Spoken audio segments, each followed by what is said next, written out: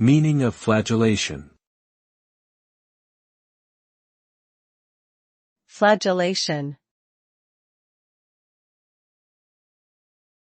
Flagellation. Flagellation.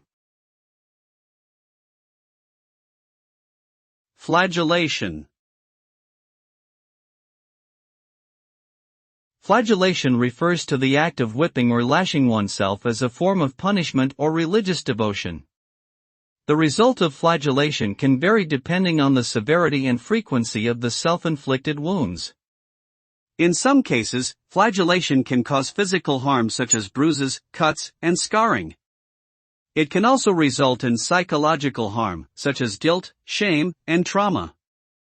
Additionally, there is no evidence that flagellation has any tangible benefits for personal growth or spiritual enlightenment, and it is generally viewed as a harmful and unnecessary practice.